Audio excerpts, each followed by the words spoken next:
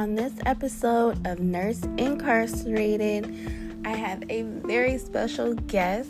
He has been a Florida Correctional Officer for 15 years. He has a plethora of experience and knowledge, and I just love to pick his brain.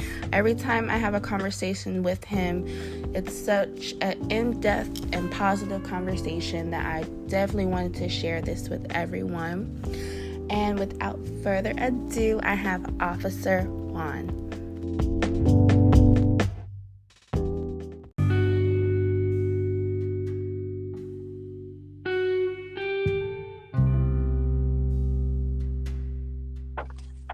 Okay. You can hear me okay? I can hear you okay.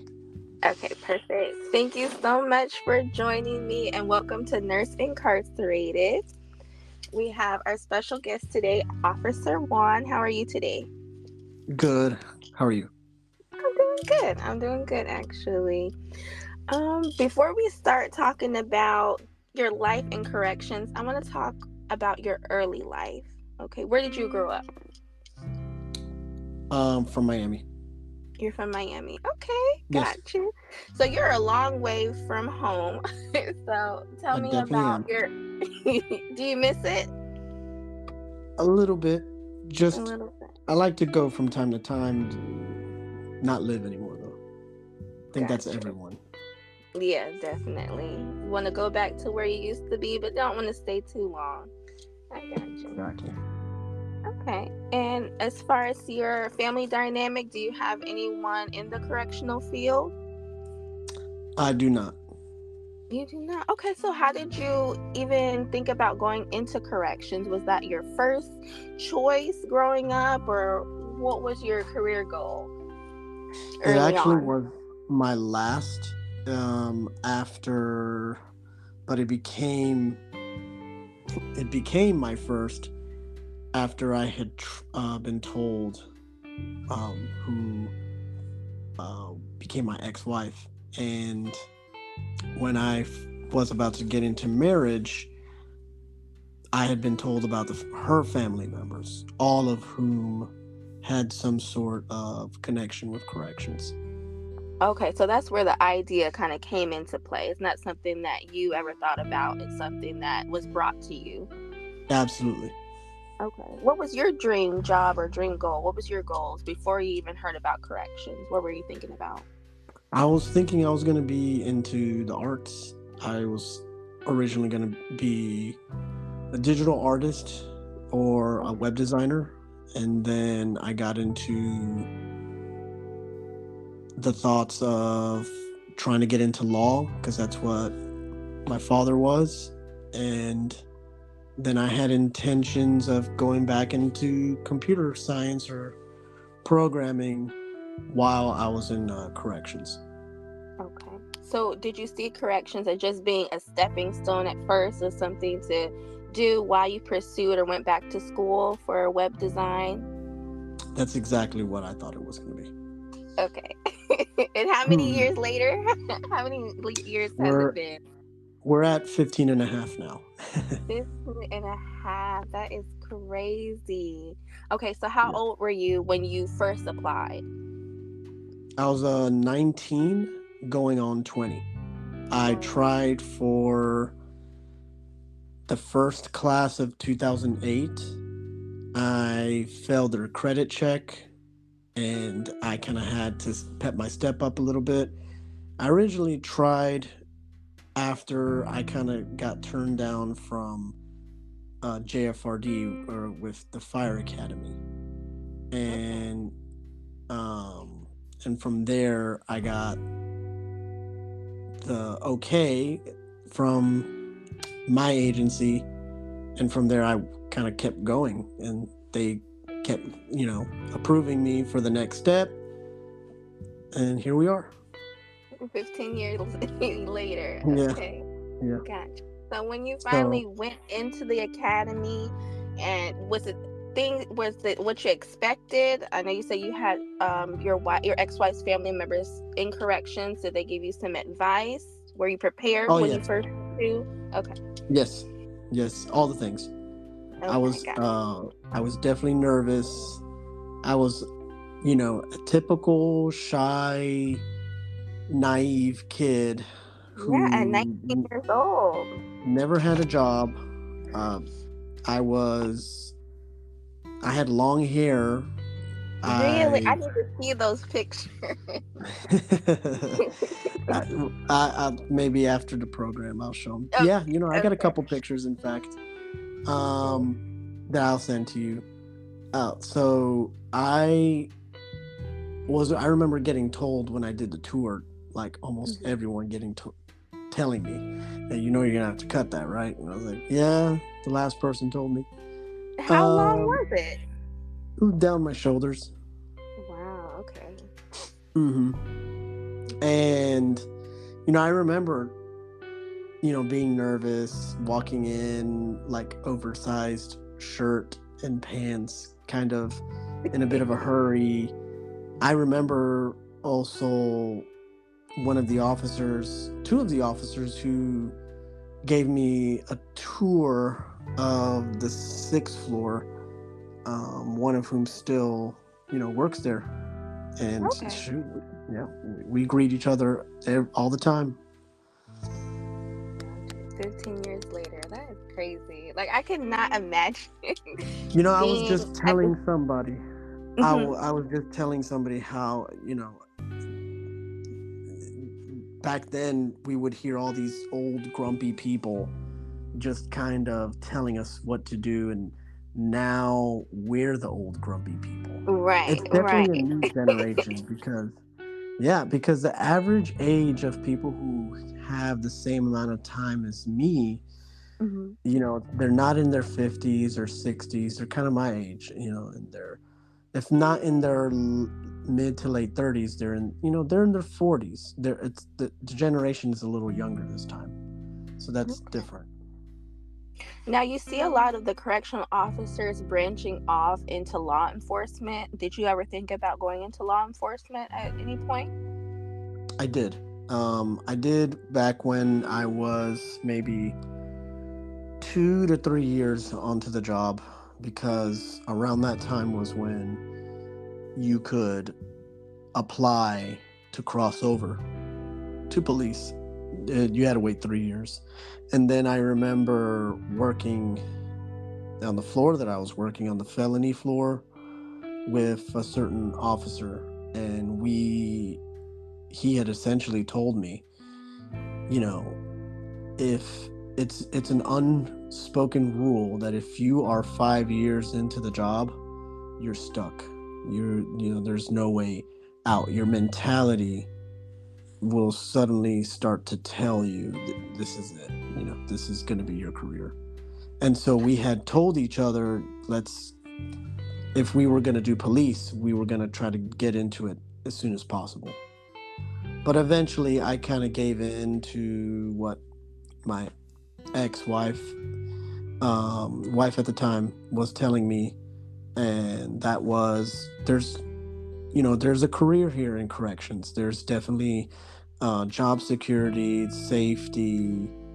She was a police dispatcher at the time, so she was telling me what she had to go through as a police dispatcher, and all the fears that and concerns she had. There's, just as there's problems in corrections, there's problems in police, Right. instability. Um, she was hearing of problems of infidelities between families, and all these distress, and some of that was beginning for her right when she entered into the job. Like, as soon as she entered the job, her trainer Mhm. uh, was someone who was going through that at the moment. And Right. So she saw it so, firsthand. So she's like, I don't want anything to do with this. And you did the oh yeah, crossover from. Gotcha. exactly.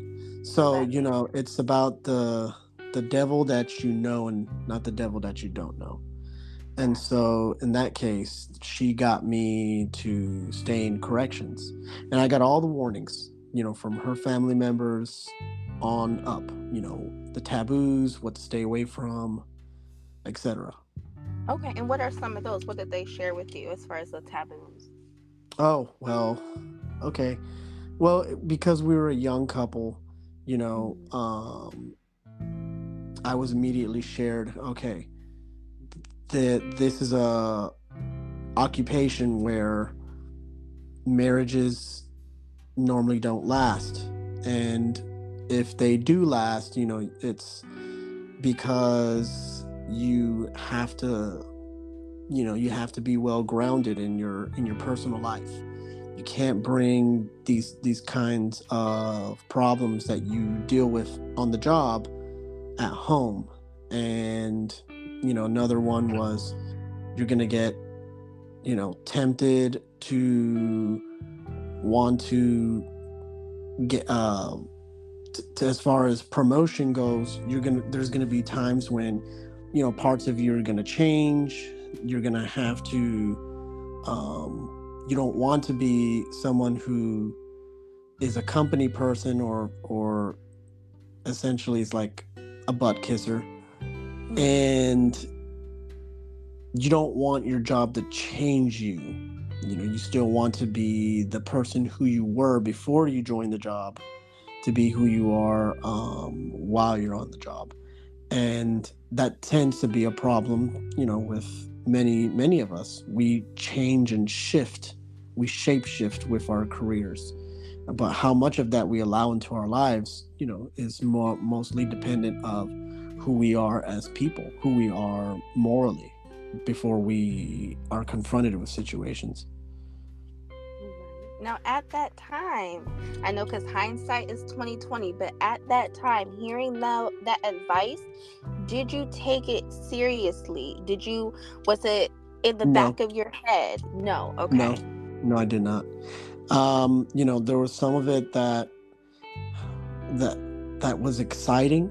There was an Hmm. exciting part of everything, and it was exciting to be exposed to this kind of life where it was a little bit fast paced at times.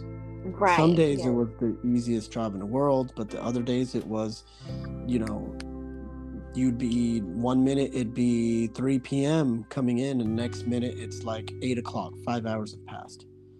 Mhm. And that's around the time when we wanted things to slow down, when I was first starting, because that was when like lockdown was happening, or we were getting ready for lockdown. And once again, it could have been a great day, or a really bad day, because that's when inmates are starting to get a little riled up, planning if there's going to be a fight. They were going to kind of get it done and over with within that 30-minute time frame. And so that could Right before make your lockdown. night or break your night, And essentially. having a spouse who also had family that had a correctional background, who was working in some type of law enforcement setting as a dispatcher, did that make you guys even more dependent on each other because you both understood what each other was going through? Did that help you along in your relationship? Someone to talk to Wow. about the things that were going on in work, or was it just, sometimes they say you can't work with family? Oh, wow. And I will stick to the testament personally that most of the time you cannot work with family, based off of my personal experience. Because while, yes, we were a strong couple and we had a good partnership with one another, there definitely were times where I would say I had this situation happen, and she would immediately ask, well, why did this happen? Or how could you have prevented this? Or that doesn't make sense to me.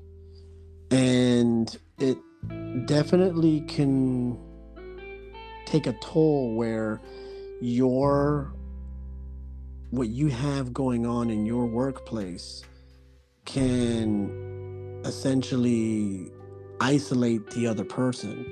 And it doesn't matter what kind of job it is. Sometimes it can even be in the same job. Like, I'm a corrections officer over here, and they're a corrections officer, or sergeant, etc., over in another place, and it leads to a closed-minded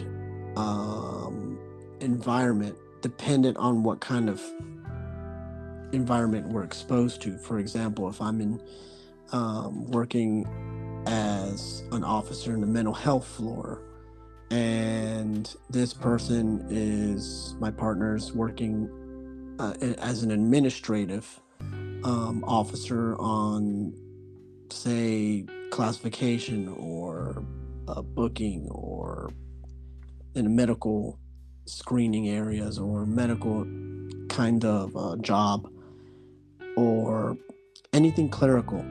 So then if there's any difference there can definitely be some friction. And I definitely was no different than the next person when it came to that kind of friction. And I think it's also because the job, especially job we do working in corrections, is mentally and physically exhausting. So sometimes you don't have time to run down everything that happened. You just want to come to, your spouse or whoever and say, this happened at work. I can't explain why it happened. We're in a totally different environment. Things just happen. There's no time to tell the whole backstory of everything that happened. So instead of having to go through that, you just shut down. Like, how was work? It was fine. Even though all these damn things happened. Yep. Like, and that's look, no one died, so it was fine.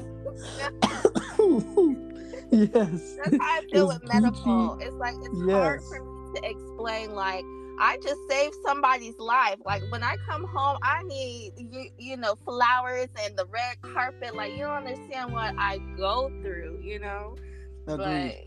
But it's just part of the For job. somebody else, it's like, oh well, aren't you supposed to do that anyway? Right. What do you It's mean? part of your job. That's exactly why to this day, it's not as popular, but it's always still nice to see the memes where it's like what your families think you do, what your friends think you do, what your bosses think you do, what you really do. Right, what you really do. They just think I put band-aids on boo-boos and give shots and stuff like that. Like, no, I'm running, man down type things. Exactly. Running full coats on people. Yeah, we're running right behind you, and we're all trying to figure out what's happening. Like, or what side are they on? Are they on east or west? Nobody knows what's going on. The AED doesn't have a battery. Like, it's just too much. Who's getting the stretcher? I'll get the stretcher. Who's calling 911? Right. Did someone call that? You didn't have to call 911. Where's the face sheet? Like, who is this? Like, he doesn't even have an arm bandage on. And we go through this all the time. We go through this all the time. But yet there's always somebody who's brand new that kind of just makes everyone has amnesia. Like, I don't know. Everybody just standing around like, eh. And that's the thing. Like, we are so, like, I don't know, have the darkest humor as well. Like, there could be someone laying down on the floor and people are just like, what are you getting? What are you ordering tonight? And what are you gonna eat? Yeah, exactly. Because it'll be just so busy if it was like you're the third, congratulations, you're the third or fourth seizure, right, or drug withdrawal or similar cases, because it's usually half the time it's one or the other, until it's something that is totally unexpected. And that's when we're just like, all right, we kind of had enough. Or sometimes I know it'll be like it's the same guy second or third time having a seizure.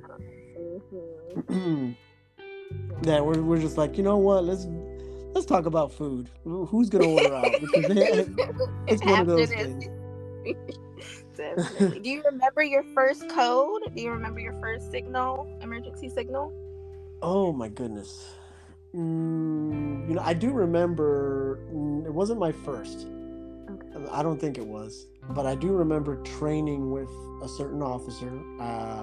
He and I were in 6 in intake, so it was one of the most or more high liability positions, and we were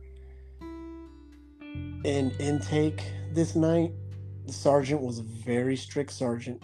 He kept things the way he wanted to keep things, and I was on one side trying to learn about intake, and he was on the opposite side trying to get court in these holding cells that can only carry or hold 30 people. Can you give a brief description of intake? What is it? Sure.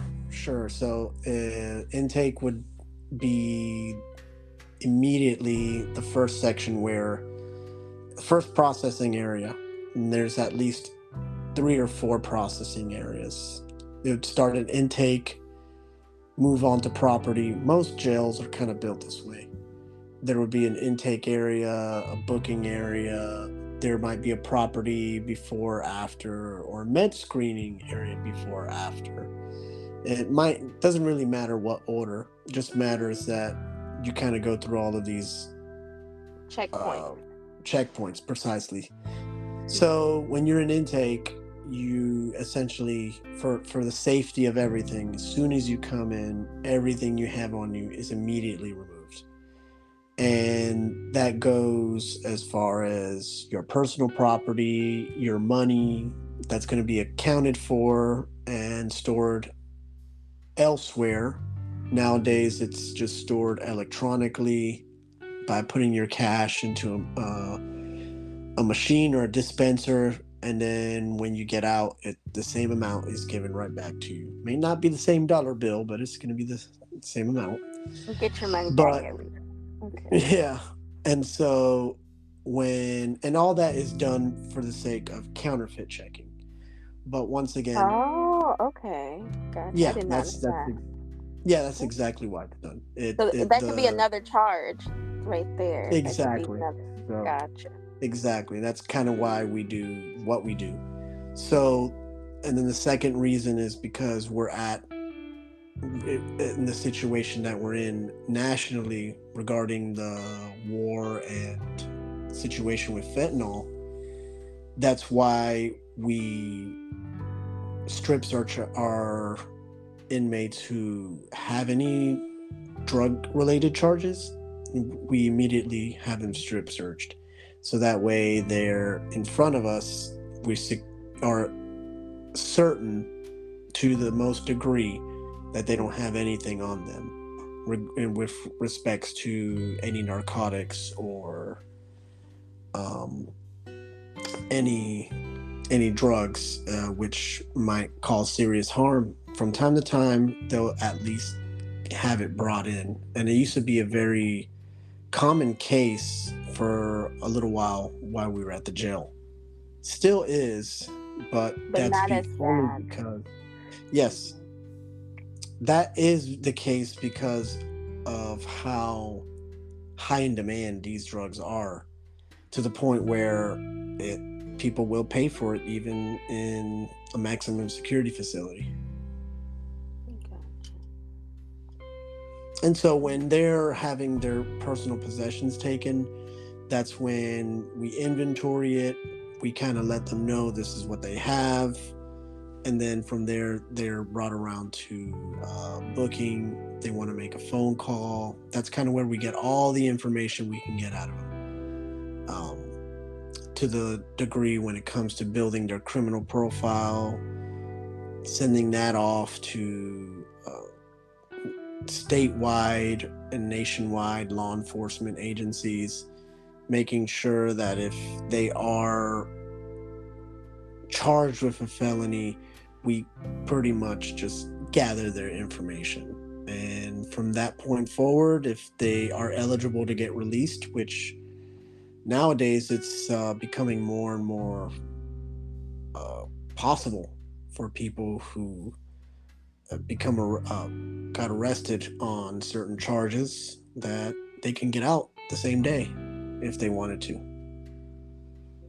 Do you say like the bonds are lower, or just the process of bonding out is better than it was before?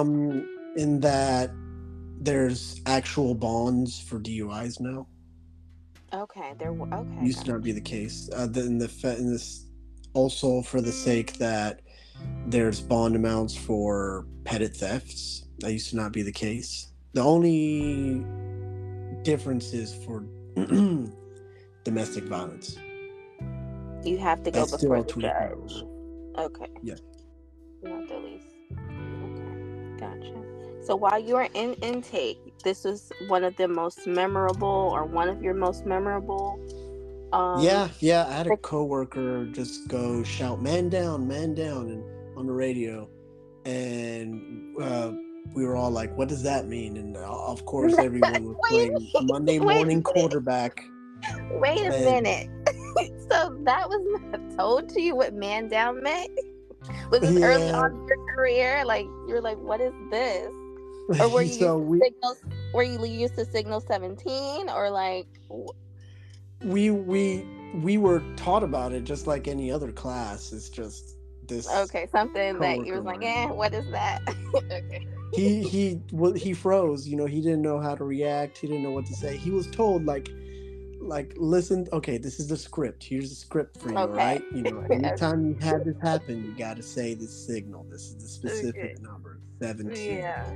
Yeah. Say signal 17, blankety blank, and that's it. Let everyone else take it over from there. All you got to do is just call it, and if it's a seizure, you just kind of stay with them, make sure they don't bump their heads anywhere.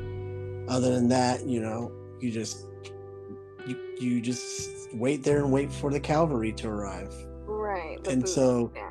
he was just completely just frozen. He didn't know how to react, and I was like thinking to myself, even though everyone wanted him, from my class wanted a Monday morning quarterback, including the admin, because they're hearing this on the radio. I was thinking to myself, well, I'm glad it wasn't me, because if it was Right. me, I probably would have been blabbing. Yeah. But other than that, no. I would say that was definitely like my first memorable um, exposure to a signal or any kind of incident. Gotcha. Plenty more where that came from, but yeah, that I Yeah. would say that was my first. That was my Definitely. first. Yeah. About how many signal? What's the most signals you can remember you had in a day? To my knowledge, Mhm. maybe about, I would say, 6 or 7 in Six one or seven. day. Mine is like five or Yeah. six. Definitely when I first started in correction, I was like, oh my God, this is every day. I kept Yep. Narcan in my pocket at that Oh point. yeah. That's how we are to totally. And mind you, I'm in it with you. It wasn't like as if I could say, oh, it's this is an everyday thing. No, you were being exposed to a different kind of jail around the same time I was, and you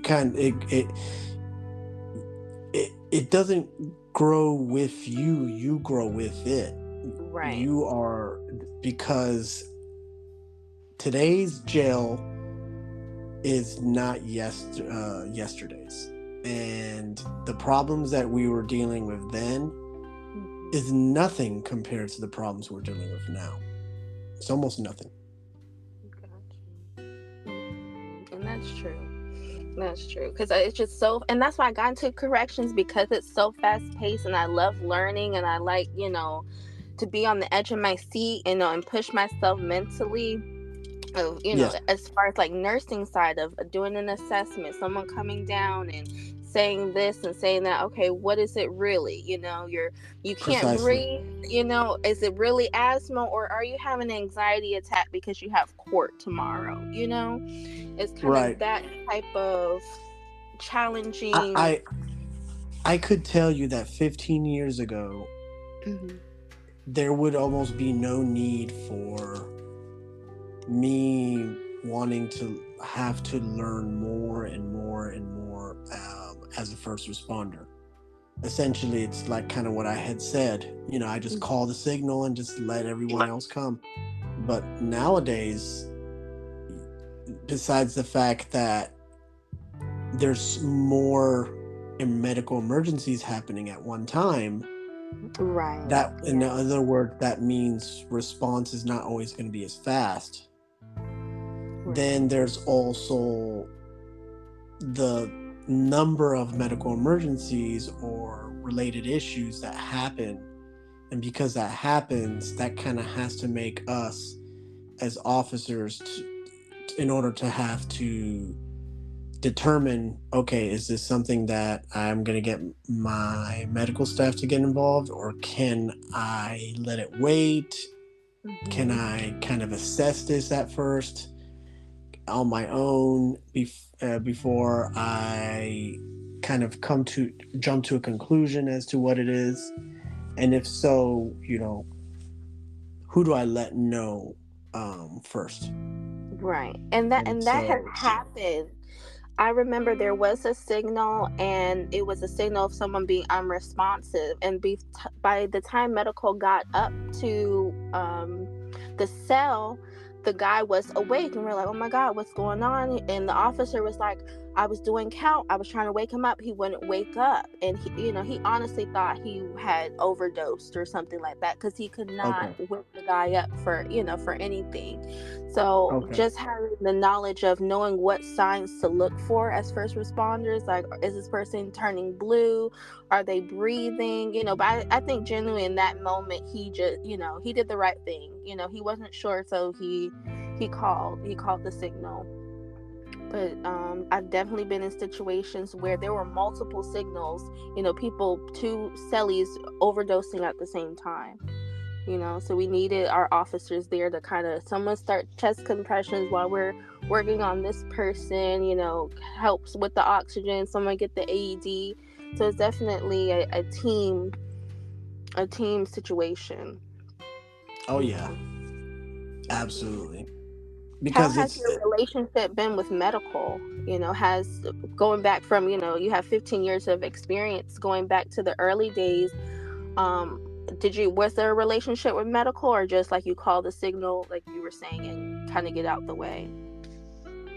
um well, first off, before I proceed, I would say, because you said how in that situation where Hmm. when you were dealing with this incident of inmates overdosing, it was in in pairs of, or excuse me, in pairs or in twos. I've come to tell all of the interns and all of the new people who come in, who always ask, what is working in the jail like?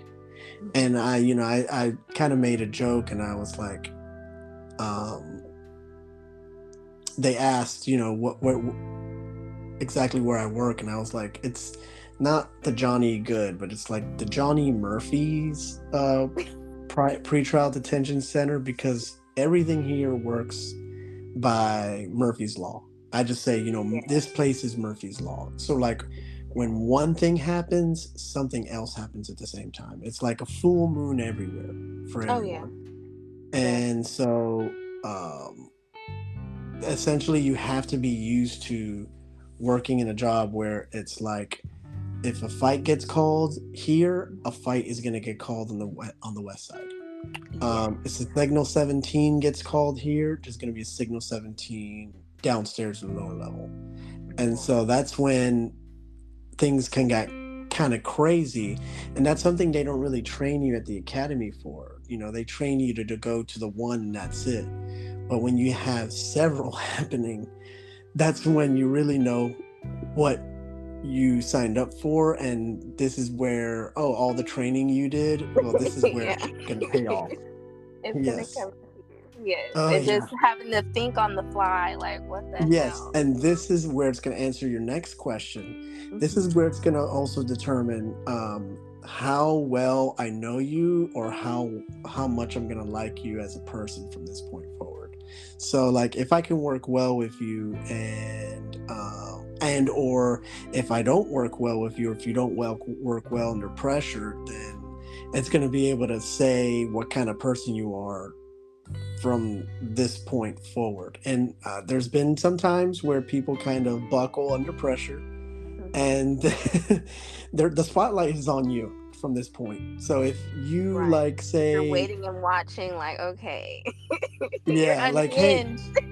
hey, or like, you're putting someone on a stretcher, and it's like, oh, I accidentally dropped them. Well, No. maybe exactly. Oh no.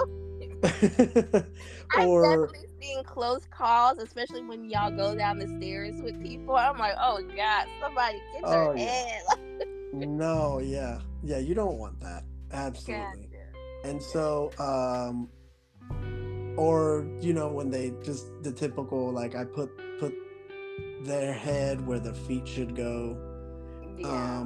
It's also a good training moment for all the new guys, and we're all just standing there, just watching until we have to just intervene and just say, no, no, no, no, no, no, no.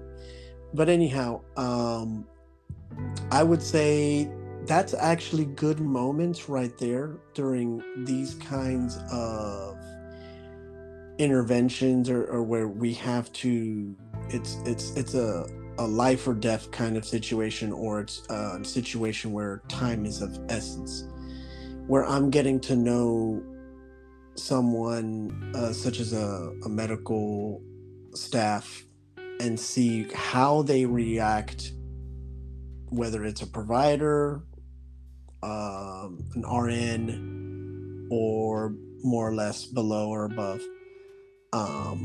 how well they can assess an inmate and or patient, and then from that point forward, kind of send them on to the next level of care. And so I've seen some people handle things well, and so I've seen some people where it's like, I'm not sure if they need to go to the hospital for this, but I'm going to let you call it, because you're the professional. And that can kind of make some people either scratch their heads, or just certain decisions can make certain officers or other nurses kind Yes. of see, okay, And yeah, this is why they say what they say about you. oh no. Yeah. Yeah. So there have been There's times definitely a where, lot of gossip and things that happen there because y'all are yeah, there so much with each other. It yes, seems like a so lot of people, but it's really a skeleton crew. It really you is. You see couldn't be the more same right. people over and You over couldn't be again. more Even if you go to another shift or you work another time, you're gonna see the same people. right. Yep. So, have I you I ever? No, go ahead. I would say, I definitely will also pick my favorites. It's like, if there's a nurse who I know is going to be on their A game, and is going to be able to help me with a certain inmate that might be a problem, I'll say, hey, I need this nurse. Mm-hmm. No One. offense to the other nurse, but still. I respect what you all do, but Well, I pick my battle. yeah, definitely pick your battles when it comes to the nurses, because you Yeah, don't want to be on our bad side. Because never. Yeah. we have to take advantage while we can. Get back at y'all for some things Yes. every now and again, because Yes. it is hard, and that's something they didn't tell me in the interview of just the dynamics. This is the first time I've ever worked with men. Oh yeah. So Yeah. that was another thing. It's like, do y'all like me? Like, well, I don't understand. Like, why are you so mean, or you don't speak, or it's just like this tough persona all the time, that I had to get used to. There were some officers that they looked at me sometimes like they hated me, but they had to give kind of that tough persona 24/7, It's I funny guess. you say that, because I've been told that myself, and Okay. I would think I'm not that way, until the moment I had to look in the mirror and be like, oh wow, I'm kind of am giving off these vibes, and Hmm. being able to sometimes turn it off, and you think you turned it off, but it's still on. it can kind of be almost like looking in the mirror and not having remembered what your own reflection looks like in a way, you Yeah, know. because I remember kind of the first time I interacted with you. You were going through a lot of changes at the time in your life, but you just looked so sad all the time. And even when we did medication together, you were just like, yeah. Like you were there, but you were gone. Like you were Oh not yeah. there at all. I remember one time you just walked in the pod and like sat down inside the pod. I mean, and like in the dorm, like with the inmates. I'm like, what the fuck is he doing? Like he doesn't give a fuck about nothing. He Yeah, cares and see, about nothing. the attitude is on glass half full. You Mm-hmm. know, it was okay. Nothing can kind of phase me at this point. You know, Yeah, you've been through there can everything. be it can be chaos, and there Mm-hmm. have been some days where, around this time when I was working with you, was dealing with chaos. Yeah. Where I was able to handle myself and kind of handle the situation with composure, while and being the person with some rationale, or being the person with enough rationale to calm down the situation, whether I was doing it with my inmates, whether I was doing it after the fact with my coworkers. It was like, hey, this it is what it is, can't get any worse than this. But when half glass empty, well, it was always a losing battle, a woe is me kind of mentality. And that was probably around the time when I was feeling a turning point into my career, where it was feeling stuck. But at the same time, I would say that between then and now, and this was only this has only been a matter of 2 years. But so within the 2 years of hitting from, I'd say, 13 plus years to now where it's 15 plus years, and being exposed to other areas, not just as the one single area, I've come to appreciate my journey.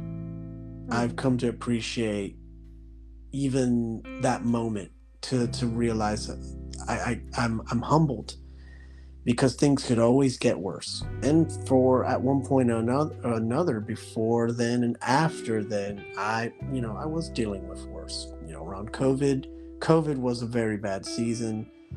Then working on high liability positions such as the second floor, that was a big wake-up call, because it was essentially working in a floor that was really bad, and and where things happen constantly.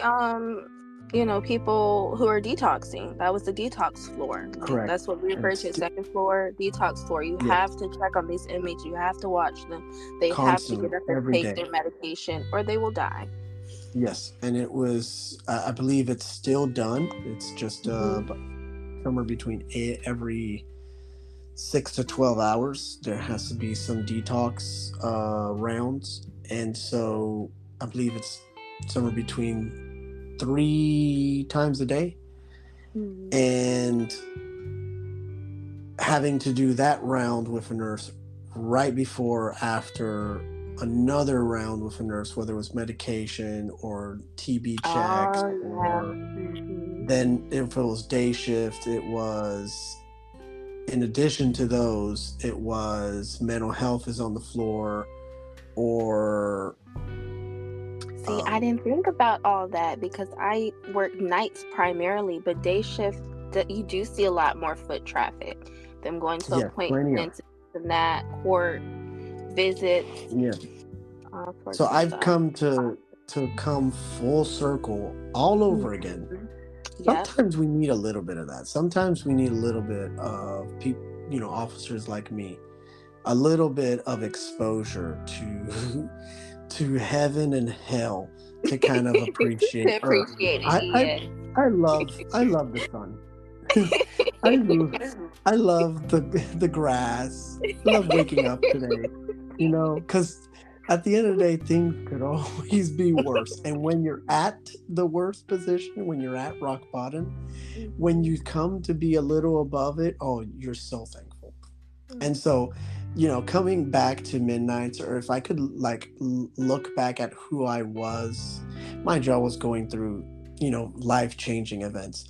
But going, if I could look back at myself, I would kind of slap my hand, slap my wrist a little bit, maybe slap myself across the face and say, what are you doing?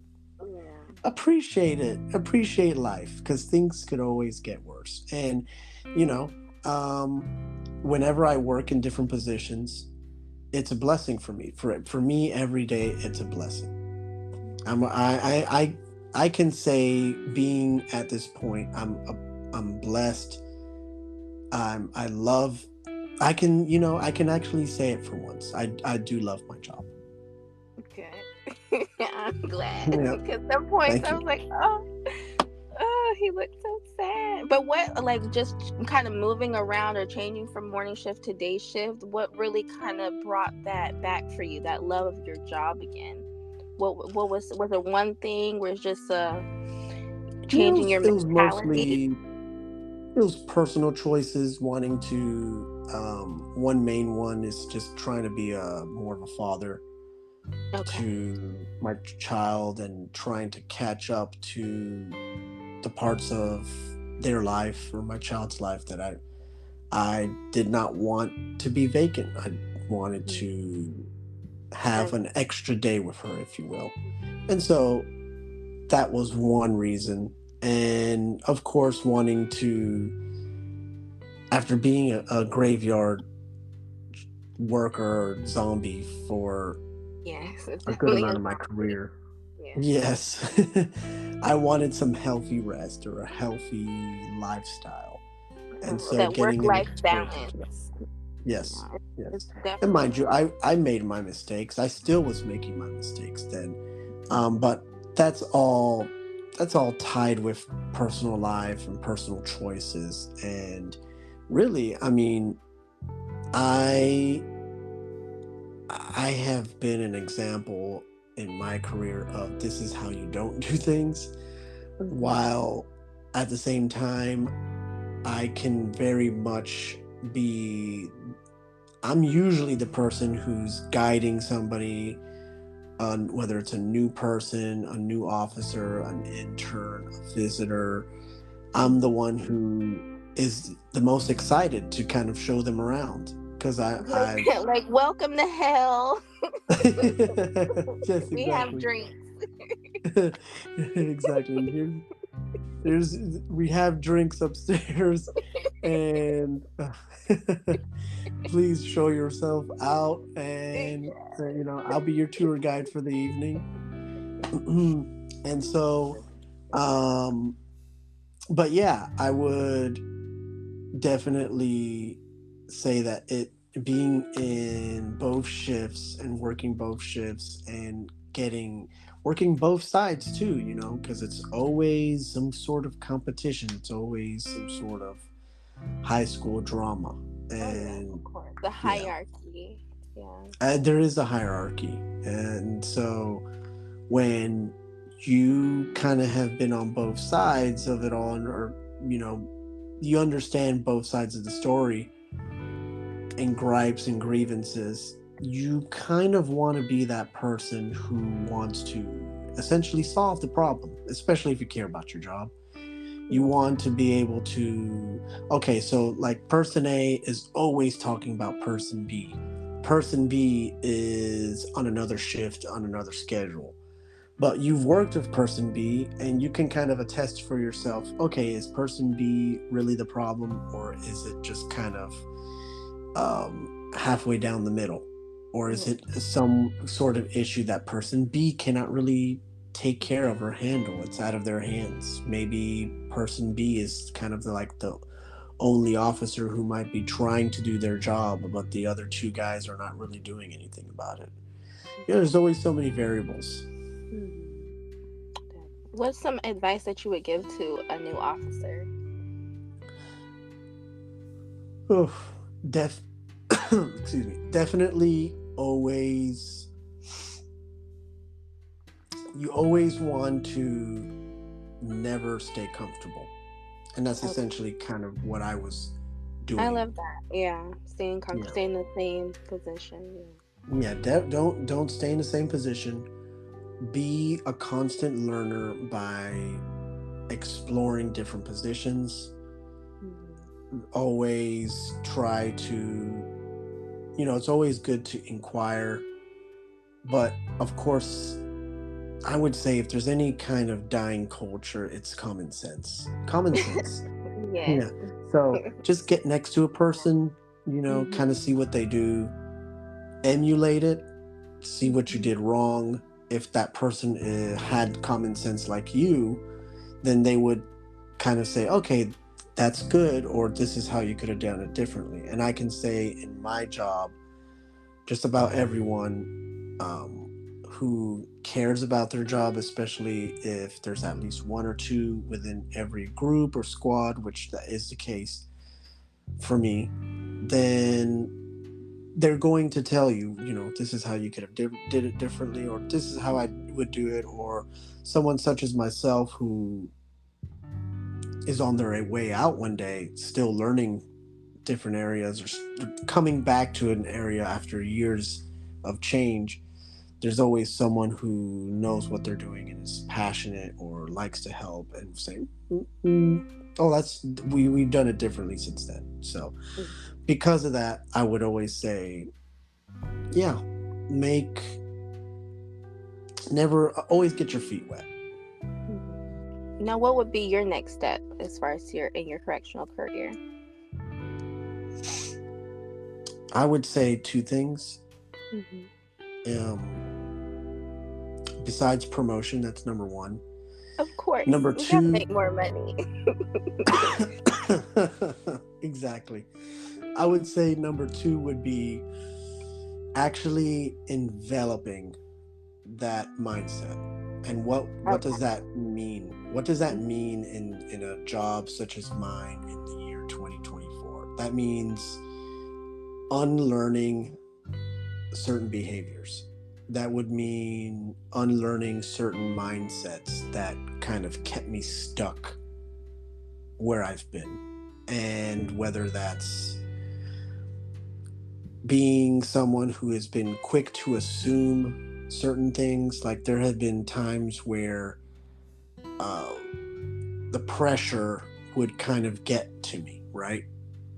And the pressures would be whether it's an inmate or another certain situation or what have you.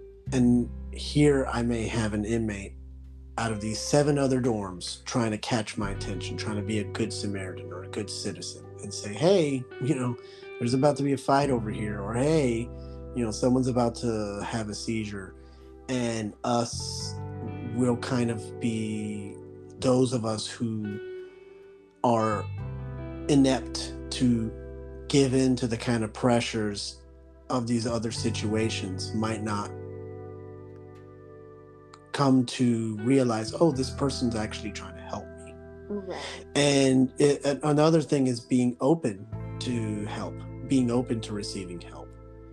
And so with that said, there have been, I remember just the other day where an officer was getting into it with this inmate. The inmate didn't want to go inside this cell. He told him, this is where you're assigned to. This is where you're going. Go inside the cell. He has the inmate go out into the hallway. They get into it. Inmate gets put inside this little visitation area, which is where we'll have an inmate detained until things cool down. We finish the job we were doing, then handle the inmate one-on-one. So this inmate, while he was detained in this area, we had a flood happening on one of the sides on the second floor. And so I'm focused on the flood. I'm telling this inmate who's trying to wave at me, who's in this small detained area, I'm like, just leave me alone, leave me alone. And I'm trying to pay attention to the flood. Well, come to find out, the inmate who was in there found, and I looked at the camera, he had found a weapon that was just stashed there, hidden by another inmate. And while this inmate was sitting there trying to be patient, waiting for the other officer to come back, he just happened to walk down and pace the hallway for like the 30th time, and he saw this weapon, and he was trying to get my attention so he could give me the weapon and just, kind of hand it over so no one else would have it.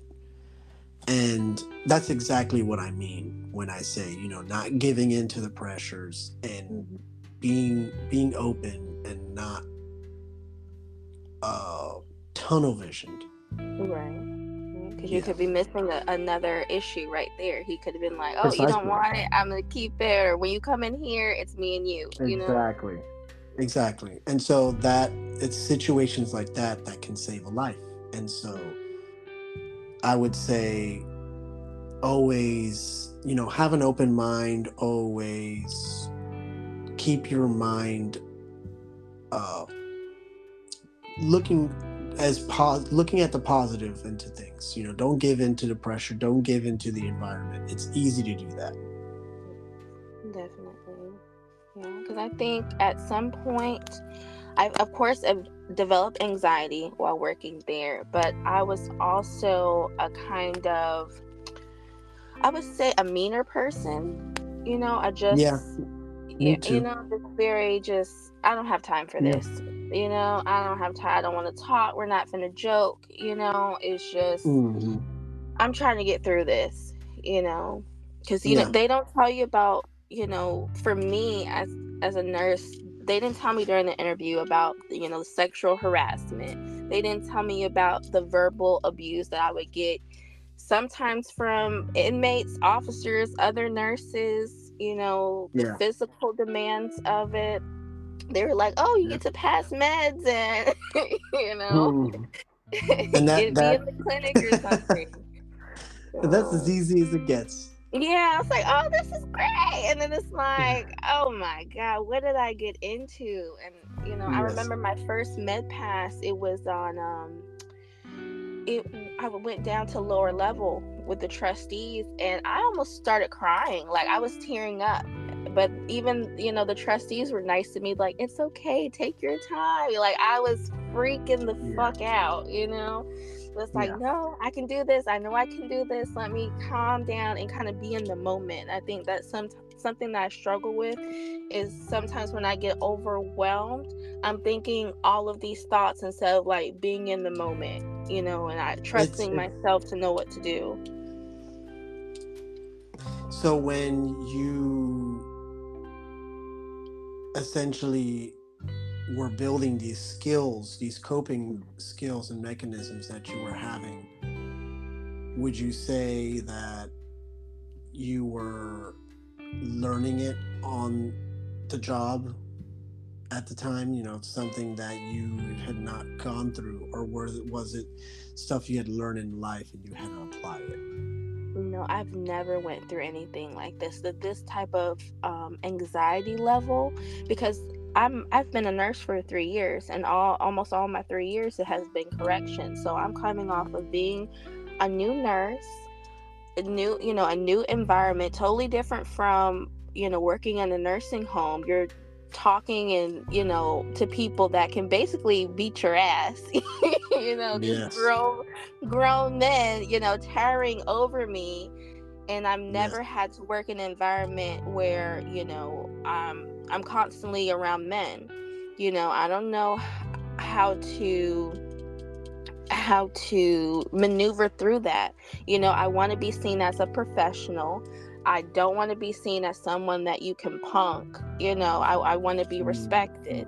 So it's also in that way, just learning as I go. There's definitely been some moments that I've cried right in front of people, but building my reputation as a nurse, they didn't see me as someone that couldn't handle the situation. They were like, who the fuck made the nurse cry? This is a good nurse. She's actually trying. Because I would, and I had to learn that if they asked me, hey, I need this, and I said, oh yeah, I'm gonna come back, I need to make sure that I come back and make sure I bring them what they need to build that reputation, and that goes the same for officers.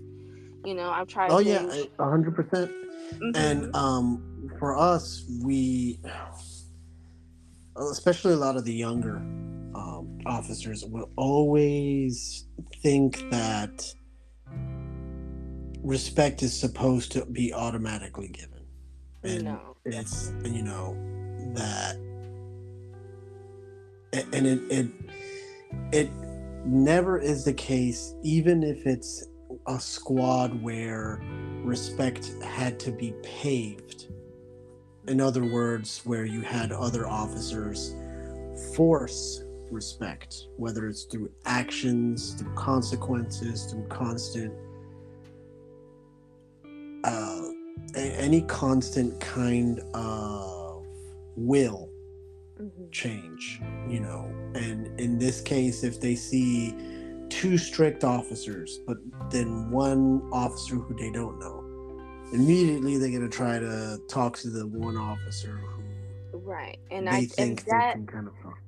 And even the nurses, we see the change in the inmates as well. Like when I'm doing med pass, if I know I have a certain officer, I'm like, oh fuck, this is gonna be all day because he doesn't know how to handle them. But when I'm with an officer that I know they respect, oh, it's gonna be a breeze. They're gonna actually take their pills and get out of line. They're gonna It's gonna go smooth. I know you feel that same way about nurses. You see a certain nurse like, oh, this is going to be a breeze. Other nurses like, I'm going to be here for 4 hours. Yeah. And heck, I've, trained officers as well. So I even can see it with other officers. Like, I know this officer is not going to be checking inmates. He's not going to be paying attention. He's not going to be caring. Well, there's officers who I know, okay, he's gonna make it. He doesn't play around with the nurses as far as inmates, getting close to them, trying to harass them, trying to talk to them. It's like, okay, you had your 5 seconds of fame to go on. And I like, to see squads that work together in that kind of aspect. It's not always ideal whenever you see that, you have one officer who has a completely different philosophy or interpretation of how he should handle a situation regarding an inmate or disciplining an inmate that was disrespecting a nurse or hoarding medication to an officer who's probably done it and is strict about it. And while you have like these two different schools try to kind of work with one another or clash, you kind of have to be,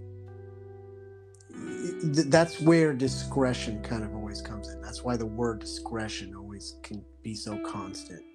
Today I'm going to write you up, or tomorrow I might not write you up, or, because essentially these are inmates who are with us every day. It's the same people. Of course, there's different floors and different areas, but for the most part, it's going to be a population of the same people. And you can't really, there's certain problems you can't handle or resolve in one day. It's going to take time. And for And them to get so, comfortable, for you to get yeah, comfortable how they do things, and for them to get comfortable of how you do things, because I've definitely heard like, oh, so and so is working today, and we already know it's gonna run a certain way. So yes, yeah, yeah. definitely. And then you were talking about, I wouldn't say your obsession, but you did your obsession with gangs, or your knowledge about gangs. Can you share a Oh, little bit about that? sure. Um, I would say it kind of started back in 2010 ish when I was first introduced to booking. I was constantly working intake, and one of the supervisors kind of took me to the side and said, I'm looking for booking officers, and would you be interested? And of course, I was a little hesitant because I was kind of comfortable with working intake. I thought that was going to be my life. That and police and getting hands on and all the things. But then I was like, you know what, let me give this a change. So I was getting trained in booking. They brought some new machines where we were able to start taking pictures of tattoos. And I saw one certain officer who was trying to standardize things for the better. And I thought at the time, okay, let me be a part of that change.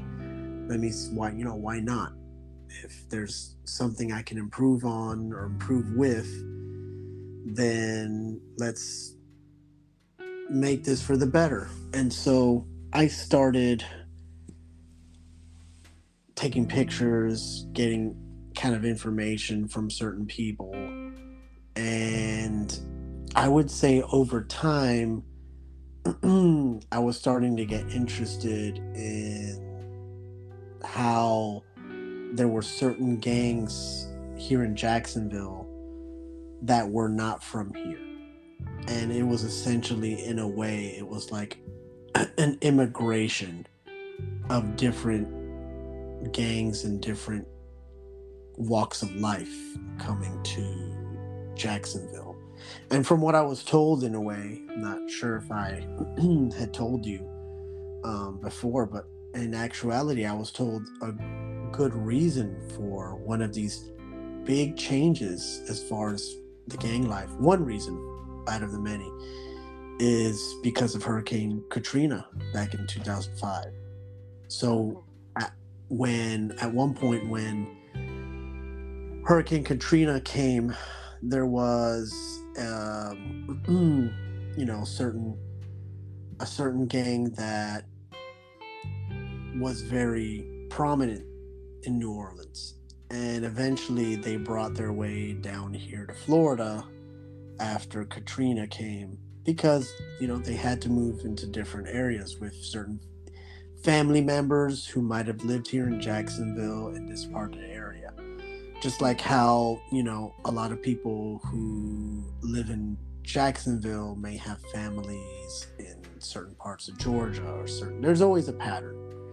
And so when I started to see that, and then I started to see how there were certain influences, huge influences from national gangs coming to Jacksonville, essentially is what interested me heavily into the culture, and not just the culture, but the change of culture. The where yesterday it was, no, this is not a problem.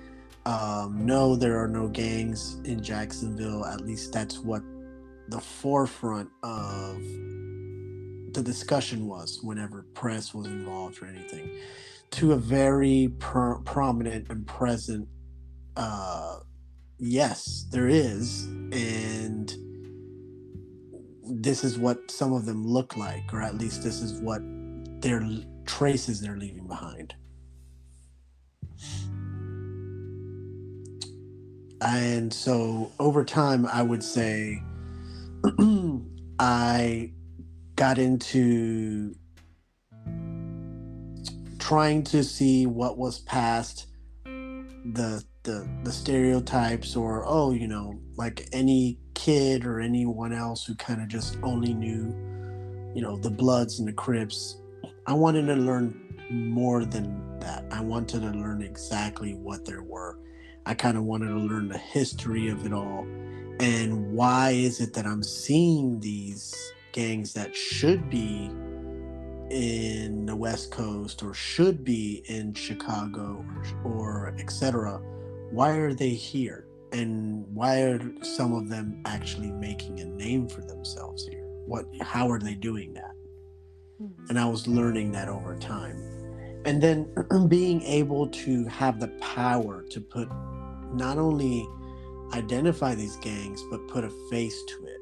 It's like, this is a person who represents this gang in this dorm right now.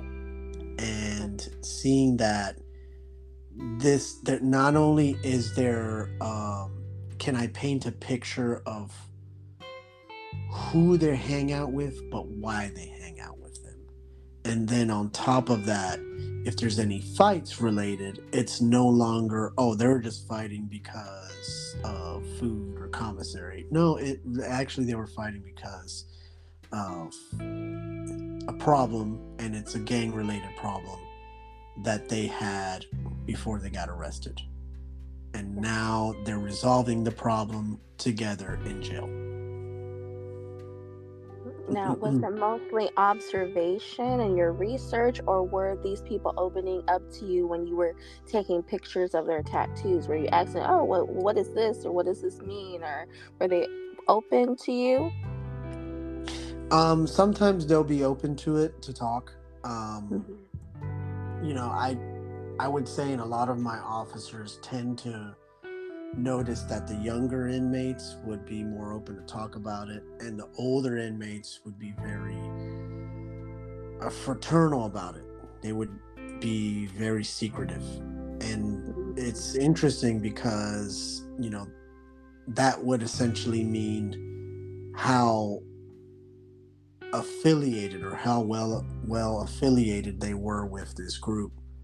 And so those who are heavily affiliated are not going to talk to you about it. If they're not as affiliated as they were, they might be more open to talk about it. In a comparison to, the younger offenders, teenagers who are adjudicated as adults, they're just brand new to it. They're just getting into the lifestyle. So, of course, they're going to talk about it. Do you think the older generation seen it more as like, this is my family, and the younger generation is like, oh, this is like the cool thing to do, like, oh, I'm repping this, whatever? I would say absolutely, because while you have the older inmates who have served time, and they they understand absolutely what it is that what structures there are into having to be able to survive using the tool of a gang to help them survive, versus a juvenile who hasn't had to go through that yet. They've barely, at least the ones who haven't been exposed to that in life or death situations, they're not going to be able to know, except that, these might be colors, or except that I gotta stay away from certain people. And especially for those, because I've met some serious criminals or people who have had some dark vibes to them, and some of them happen to be younger. Okay. Surprisingly, they would see it by an early point in their life of having that family mindset when it comes to gangs. And is it something that you're still interested with, or this was more of earlier in your career? This was more earlier in my career. Of course, it's always interesting to see how much it's evolved in this time and day, where it's no longer, left and right, red and blue. Now, some things will always stay the same, but now it's very, very covert. It's very like in a day and age where they kind of understand they have to modernize themselves with the way law enforcement is teaching others. And when they see, they're teaching law enforcement's teaching law enforcement what to watch out for, well, maybe we need to change with the times. Right. And even the sign language, I was surprised of how many officers understood their sign language. Oh yeah. I'll understand from time to time, but not as much. And but if anything, while I also, I'm proud to see whenever an officer picks up on that, we're actually, it goes to show how far behind we are. And that is always because, besides the fact that we're undermanned, there's just so much of a focus and attention to other issues that I essentially have said it, and it's, if there's any place where crimes can get solved every day, it's at the jail. Right. That is true. We have had such a wonderful conversation, and I thank you so much for allowing me to have you for 75 minutes? Yeah. Like we and could counting, go on forever. Yes, and counting. I feel like we could go on forever because there's so many layers, so many different angles that you can look at this.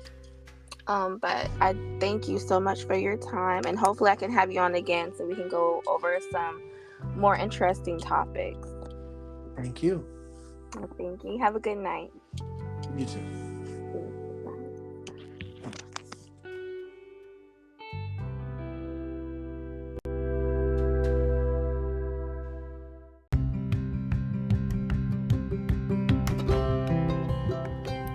Thank you so much for listening to this episode of Nurse Incarcerated.